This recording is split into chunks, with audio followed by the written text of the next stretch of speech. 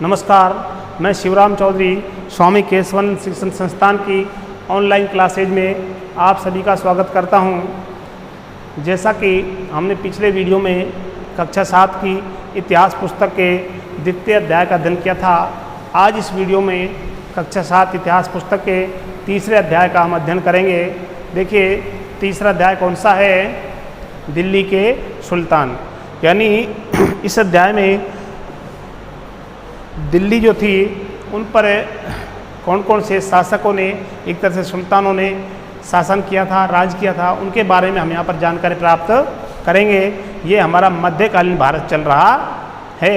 देखिए, हमने अध्याय 2 में देखा, पिछले नए नगर और नए राजा जो पिछला अध्याय था, देखा कि कावेरी डेल्टा जैसे बड़े क्षेत्र बड़े राज्यों के केंद्र बन गए। क्या आपने गौर किया कि अध्याय 2 में ऐसे किसी राज्य का जिक्र नहीं है जिसकी राजधानी दिल्ली रही हो? यानी कोई ऐसा राज्य उसमें हमारी चर्चा में नहीं आया, देखने में नहीं आया जिसकी राजधानी दिल्ली रही हो। इसकी वजह यह है, क्या कारण था, क्या वजह थी कि दिल्ली महत्वपूर्ण शहर 12वीं शताब्दी में ही बना था। ठीक है, तो इसके बारे में हम जानकारी प्राप्त करेंगे। तालिका 1 पर नज़र डालिए। यानी जो तालिका नंबर 1 है, एक तरह से सारणी जो 1 है, नजर डालिए। पहले तोमर राजपूतों के काल में दिल्ली किस साम्राज्य की राजधानी रही? यानी सर्वप्रथम यहाँ पर एक तरह से तोमर जो राजपूत थे उनका यहाँ पर शासन था। दिल्ली किस साम्राज्य की राजधानी बनी? 12वीं सदी के मध्य में तोमरों को अजमेर के चौहानों, जिन्हें चहामान के नाम से भी जाना जाता है, उन्होंने परास्त किया। ठीक है, तोमरों को किन्होंने परास्त किया? चौहानों ने। ठीक है, तोमरों और चौहानों के राज्यकाल में ही दिल्ली वाणिज्य का एक महत्वपूर्ण केंद्र बन गई। यानी तोमरों और चौहानों के समय ही दिल्ली जो थी वाणिज्य यानी व्यापार का एक तरह से मुख्य केंद्र बन गई। ठीक है, इस शहर में बहुत सारे समृद्धशाली जैन व्यापारी रहते थे जिन्होंने अनेक मंदिरों का निर्माण करवाया। यहाँ देहलीवाल कहे जाने वाले सिक्के भी ढाले जाते थे जो काफ़ी प्रचलन में थे। यानी बताया गया है कि यहाँ पर बहुत समृद्धशाली एक तरह से व्यापारी, जो जैन व्यापारी थे, वो रहते थे। उन्होंने अनेक मंदिरों का निर्माण भी करवाया और यहाँ पर दिल्ली में एक सिक्के भी डाले गए जिनको क्या कहा जाता था? देहलीवाल। ठीक है, और इन सिक्कों का प्रचलन काफ़ी था। ठीक है, 13वीं सदी के आरंभ में दिल्ली सल्तनत की स्थापना हुई और इसके साथ ही दिल्ली एक राजधानी में बदल गई। ठीक है, जिसका नियंत्रण इस उपमहाद्वीप के बहुत बड़े क्षेत्र पर फैला था।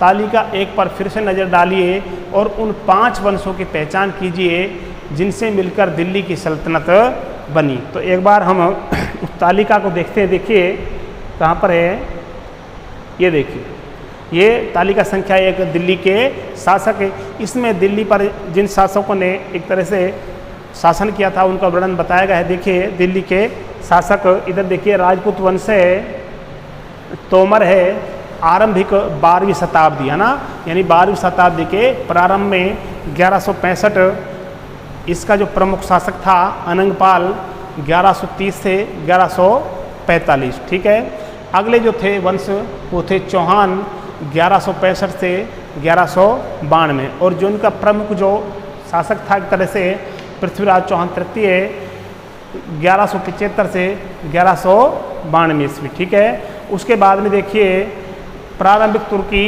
शासक 13वीं शताब्दी में एक तरह से 1206 से 1290, कुतुबुद्दीन ऐबक 1206 से 1210, शमसुद्दीन इल्तुतमिश 1210 से 1236, रजिया, जिसको रजिया सुल्तान भी कहा जाता है, 1236 से 1240, गयासुद्दीन बलबन 1266 से 1287। देखिए, इसके बाद में देखिए कौन सा वंश आता है? खलजी वंश। कौन सा आता है? खलजी वंश। ये इल्तुतमिश का मकबरा का जो एक चित्र दिखाया गया है हमको, है ना, उसके बाद में खलजी वंश आता है 1290 से 1320। इसमें देखिए कौन कौन हुए थे प्रमुख शासक? जलालुद्दीन खिलजी, है ना, जिसको जेके कहते हैं, 1290 से 1296, और उसके बाद में आता है एक के अलाउद्दीन खिलजी 1296 से 1316, ठीक है। उसके बाद में आता है तुगलक वंश 1320 से 1414 ईस्वी, गयासुद्दीन तुगलक 1320 से 1324, उसके बाद में मोहम्मद तुगलक 1324 से 1351, उसके बाद में फिरोज शाह तुगलक 1351 से 1388, ठीक है। उसके बाद में हम देखते हैं, ये देखिए अलाई दरवाजे का चित्र दिखाया गया है हमको, और ये देखिए दिल्ली के ये हमको चित्र दिखाया गया है फिरोज शाह तुगलक का मकबरा। उसके बाद में देखिए आता है सैयद वंश 1414 से 1451, इसमें था खिजर खां 1414 से 1421 प्रमुख जो शासक था। उसके बाद में आता है लोधी वंश बहलोल लोधी 1451 से 1489। उसके बाद में देखते हैं, यानी ये जो शासक हैं, ये जो दिल्ली सल्तनत के जो थे एक तरह से मुग़ल शासक थे, उनसे पहले के दिल्ली सल्तनत के जो शासक थे उनको यहाँ पर बताया गया है, ठीक है।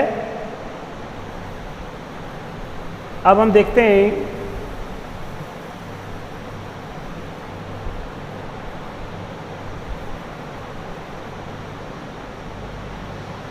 तेरहवीं सदी के आरंभ में दिल्ली सल्तनत की स्थापना हुई, और इसके साथ ही दिल्ली एक ऐसी राजधानी में बदल गई जिसका नियंत्रण इस उपमहाद्वीप के बहुत बड़े क्षेत्र पर फैला था। तालिका एक बार नज़र डाल ली हमने, देखी है ना, उन 5 वंशों की पहचान हमने कर ली है जिनसे मिलकर दिल्ली की सल्तनत बनी थी। यानी इस काल को सल्तनत काल कहा जाता है, जिनका हमने अध्ययन किया है ना। तुगलक वंश है, लोधी वंश है, ठीक है। आगे देखिए, जिस इलाके को आज हम दिल्ली के नाम से जानते हैं, वहाँ इन सुल्तानों के अनेक नगर बसाए गए हैं। यानी इनके द्वारा उस जगह पर जिसको हम दिल्ली कहते हैं, बहुत सारे नगरों का भी निर्माण किया गया है।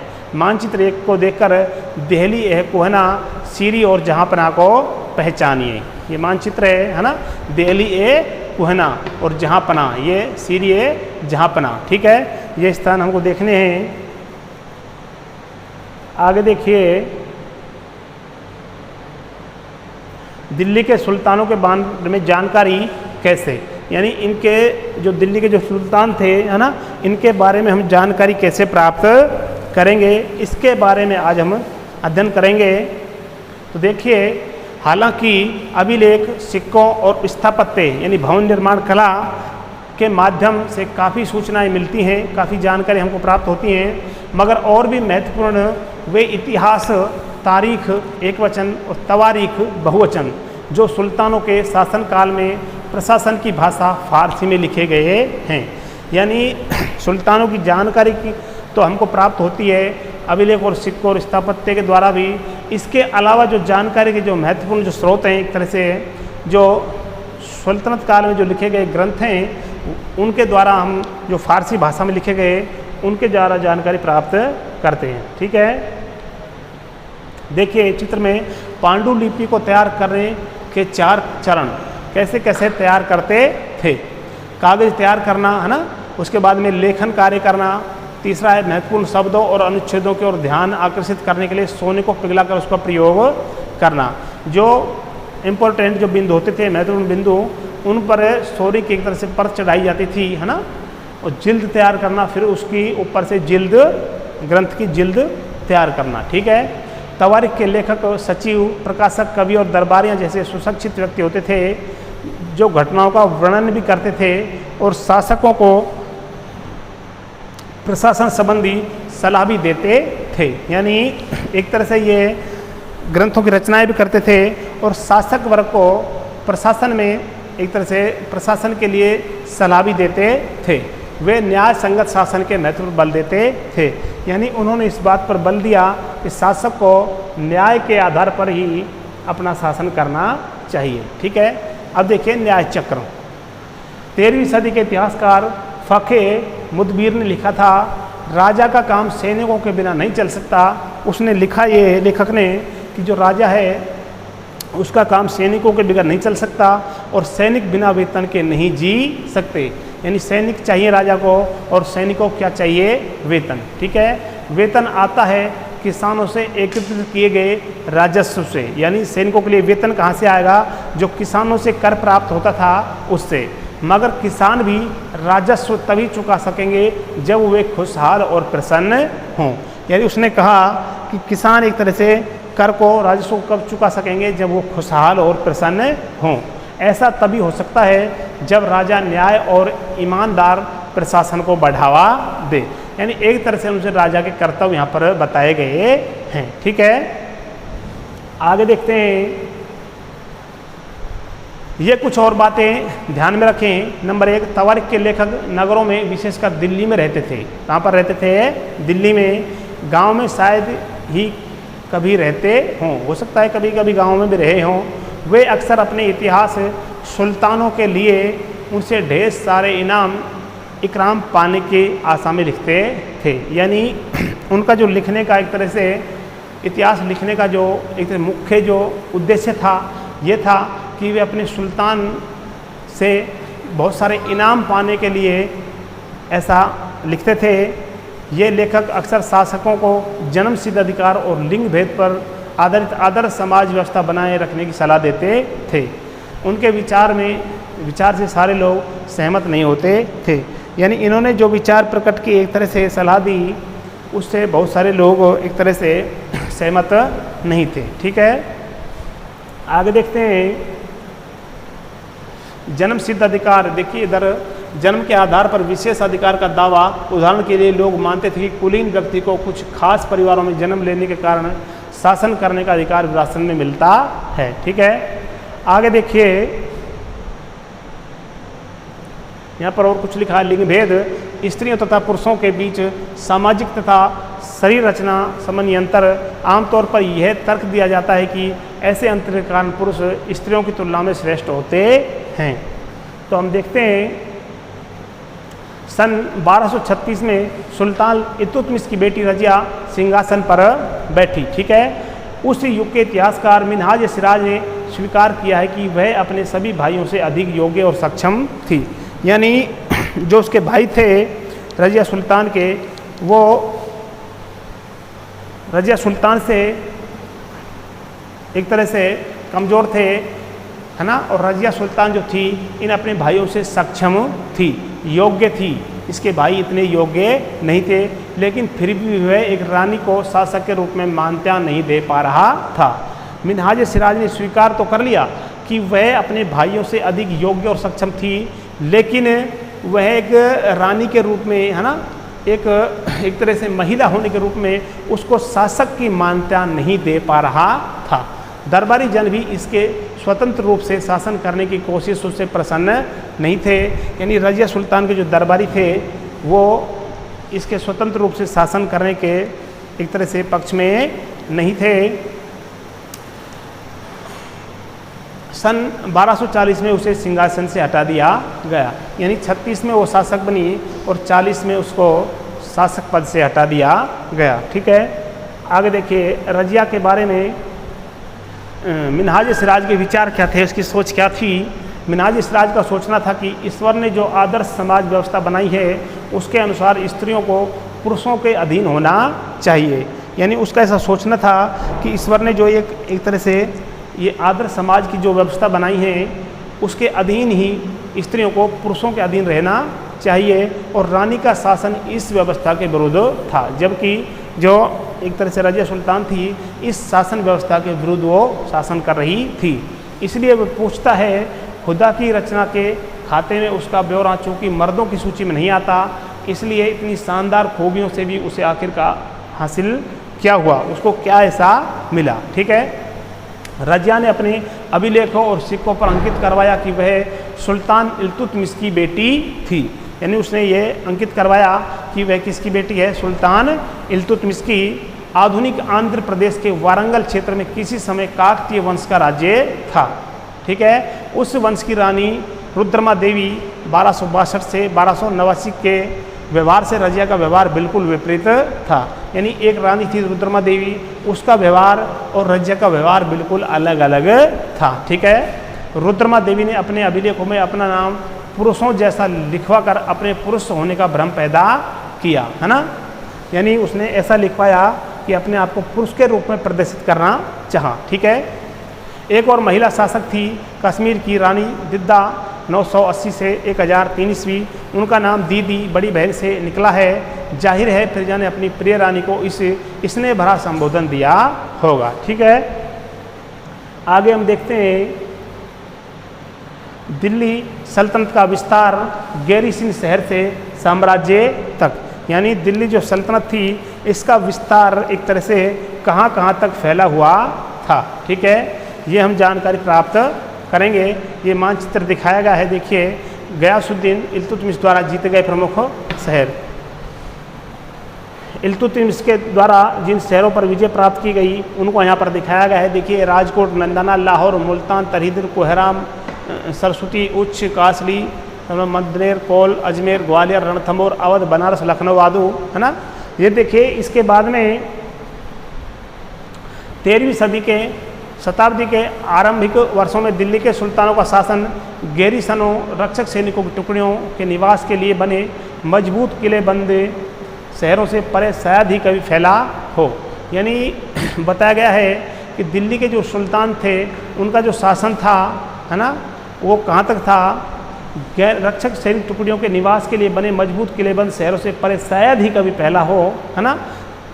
शहरों से संबंध लेकिन उनसे दूर भीतरी प्रदेशों पर उनका नियंत्रण न के बराबर था, यानी वहाँ पर उनका नियंत्रण न के बराबर मामूली नाम मात्र का था। ठीक है, और इसलिए उन्हें आवश्यक सामग्री, रसद आदि के लिए व्यापार कर या लूट मार पर ही निर्भर रहना पड़ता था। ठीक है, भीतरी प्रदेश किसे कहा गया है, किसी शहर या बंदरगाह के आसपास के इलाके जो उस शहर के लिए वस्तु और सेवाओं की पूर्ति करें, उसको क्या कहा गया, भीतरी प्रदेश। ठीक है, अब देख गैरीसन शहर क्या है, किले बंद बसाव जहाँ सैनिक रहते हैं। ठीक है, दिल्ली के सुदूर बंगाल और सिंध के गैरीसन शहरों का नियंत्रण बहुत ही कठिन था। यानी दिल्ली में शासन करते हुए और सुदूर बंगाल और सिंध के गैरीसन क्षेत्रों पर नियंत्रण करना बहुत बड़ा कठिन कार्य था। बगावत, युद्ध, यहाँ तक कि खराब मौसम में भी उनसे संपर्क के नाजुक सूत्र छिन्न भिन्न हो जाते थे। यानी एक तरह से संपर्क करना बहुत कठिन कार्य हो जाता था।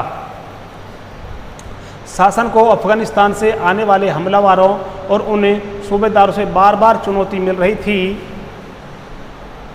जो जरा सी कमजोरी का आभास मिलते ही विद्रोह का झंडा खड़ा कर देते थे। यानी जो शासन था, दिल्ली का जो शासन था, उसको अफगानिस्तान से आने वाले, अफगानिस्तान से जो एक तरह से हमलावर आते थे, है ना, और सूबेदार से जो बराबर उनको एक तरह से चुनौती मिल रही थी, वो क्या करते थे, जब उनको पता लगता था कि थोड़ी सी कमजोरी उधर आ गई है तो तुरंत हमला करने के लिए, विद्रोह करने के लिए झंडा खड़ा कर देते थे। ठीक है, इन चुनौतियों के चलते सल्तनत बड़ी मुश्किल से किसी तरह अपने आप को बचाई हुई थी। यानी दिल्ली सल्तनत थी इन सारे कारणों से, आक्रमणों से अपने आप को बचाई हुई थी। इसका संस्थापन गयासुद्दीन बलबन के शासनकाल में हुआ और इसका विस्तार अलाउद्दीन खिलजी और मोहम्मद तुगलक के राज्यकाल में हुआ। यानी दिल्ली सल्तनत का जो एक तरह से विस्तार जो हुआ था अलाउद्दीन खिलजी और मोहम्मद तुगलक के राज्यकाल में अधिक हुआ। ठीक है, आगे हम देखते हैं सल्तनत की भीतरी सीमाओं में जो अभियान चले उनका लक्ष्य था गैरीसिन शहरों की पृष्ठभूमि में स्थित भीतरी क्षेत्रों की स्थिति को मजबूत करना। ठीक है, यानी ये बताया गया है कि भीतरी सीमाओं में जो अभियान चले थे उनका लक्ष्य क्या था, उद्देश्य क्या था, गैरीसिन शहरों की पृष्ठभूमि में, गैरीसिन शहर आपको बताए गए हैं ना, स्थिति को मजबूत करना।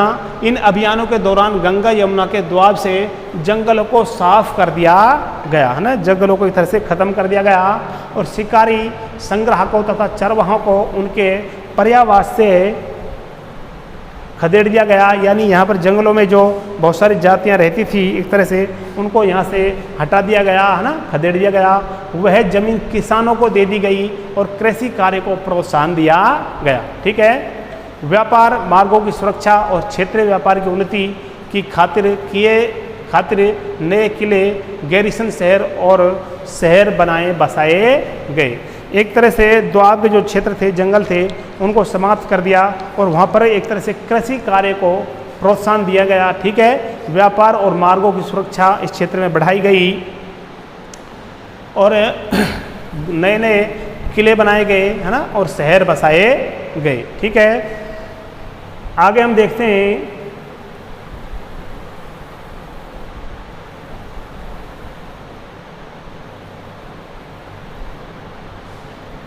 दिल्ली सल्तनत की सेनाओं की शुरुआत अपेक्षाकृत कमज़ोर थी। यानी अगला जो बिंदु है उसमें हम पढ़ेंगे, है ना, दिल्ली सल्तनत की सेनाओं की शुरुआत, यानी जब दिल्ली सल्तनत की जो शुरुआत की जो स्थिति थी सेनाओं की, उसको बताया गया कि वो काफ़ी कमज़ोर थी। तो आज के वीडियो में इतना ही, अगले वीडियो में आपसे फिर मुलाकात होगी। तब तक के लिए धन्यवाद, नमस्कार।